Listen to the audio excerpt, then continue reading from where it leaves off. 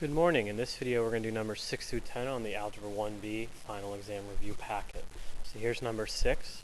It says the tree diagram below shows the ways that Jane can get dressed. Part A says how many different outfits of a skirt, blouse, and shoes can Jane wear? Well, this is the example of the fundamental counting principle where you just multiply the number of skirts, the number of blouses, and the number of shoes together to find out, and then we can confirm that using the tree diagram. So if you look, it says that she has a brown and a white skirt, so that'd be 2 skirts.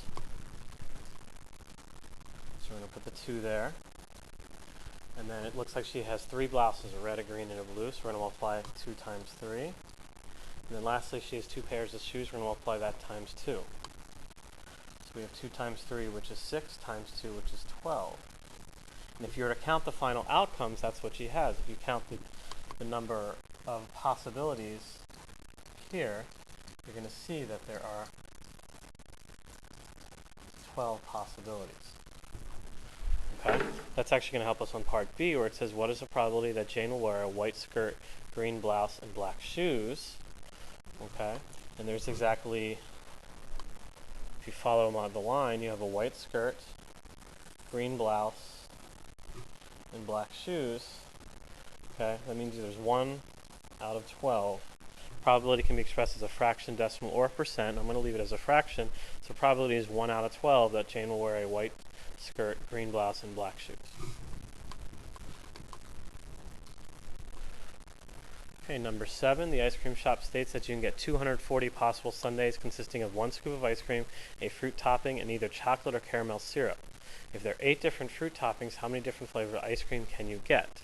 So you have to set up kind of a little equation here, because just like on the previous problem, you're going to use the fundamental counting principle.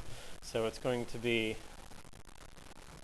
some unknown flavors of ice cream times 8 fruit toppings times 2 possible syrups, chocolate or caramel, and that's going to equal 240 total possible combinations.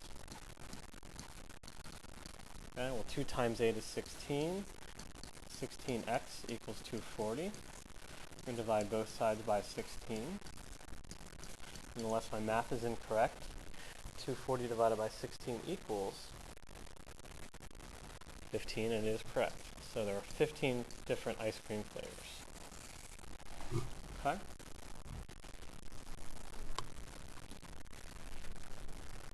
Number 8 states a bubblegum machine has 50 gumballs inside. There are 22 red, 14 blue, and 9 green, and 5 white gumballs. A child chooses 1 gumball at random. A, what is the probability that the gumball chosen is white? Well, we know there's a total of 50 gumballs. So whatever number we're going to have, it's going to start as being over 50. If you look and see, there are 5 white gumballs. So I'm going to say 5 over 50. That would get you credit, but I would like you to simplify it if at all possible, which becomes 1 over 10.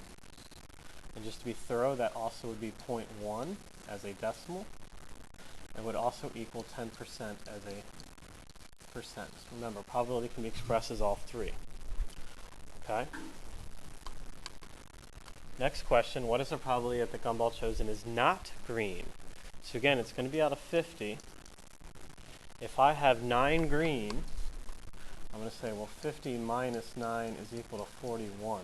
Which means the probability of picking a gumball that is not green is going to be 41 out of 50. That fraction is simplified, but it works as 0.82 as a decimal, or 82%. Now please keep in mind that on a final exam, when they have a student, a grid-in question, you cannot put in a percent. So if you have a grid-in question that is a probability question, it would have to be either as a fraction or a decimal.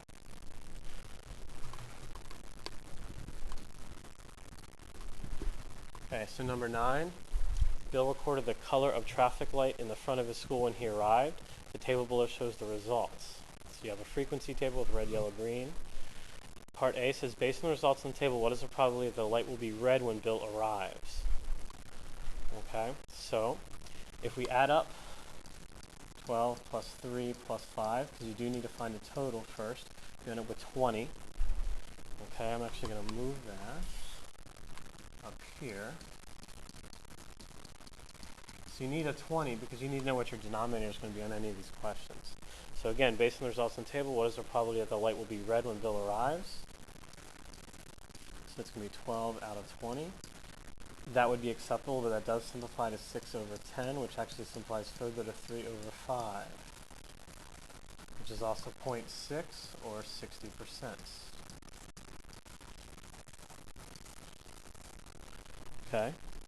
Next question, next part is a little bit more complicated. Bill goes to school 180 days in a school year. Based on the results in the table, how many days will the light be red when he arrives? There's a number of different ways you can do this, but if we keep it as a fraction, and any of those three fractions would work, 12 out of 20, 6 out of 10, or 3 out of 5, you're going to set up a proportion. Okay. Once you set up a proportion, you're going to cross multiply. So you multiply the diagonals together, so you end up with 5 times x is equal to 3 times 180. That gives me 5x is equal to 540. And divide both sides by 5.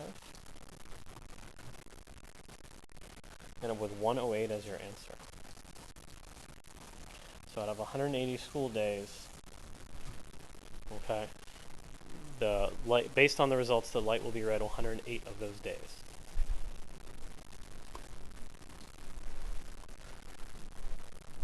Okay, number 10 has to do with sampling methods. To state whether each of the following sampling methods provide a simple random sample of 50 college students. Use the criteria for simple random sampling to justify your answer. So simple random sampling is the thing that you really need to keep in mind when you talk about simple random sample is that everyone has an equal chance of getting selected. It cannot be biased in any way. Okay, so let's go through these. It says, survey the first 50 students enter the math building in the morning.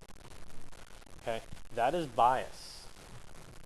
Okay, this is not a simple random sample because not all students in college would be taking math.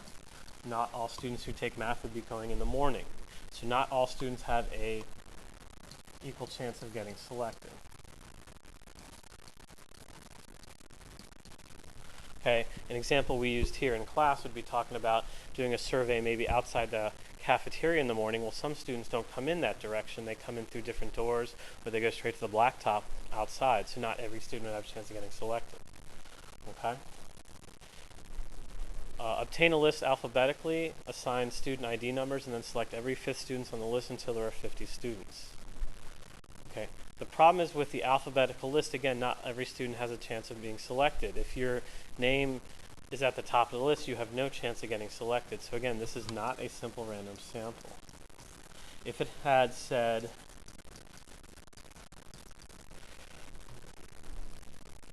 that obtain a list alphabetically, assign student ID numbers, and then select 50 students at random, then it would be a simple random sample. But in this case, it is not a simple random sample because not every kid has a chance of being selected. The kids at the very top of the alphabet do not have a chance to get selected. Okay. The last one says place the name of each student in a hat and then draw 50 names. Okay. So this would be a simple random sample because every student has an equal chance of getting selected. So that is the key for simple random sampling. Okay? And you would have to justify your answer by saying every student has a chance of getting selected. And I will write that down just to reinforce that.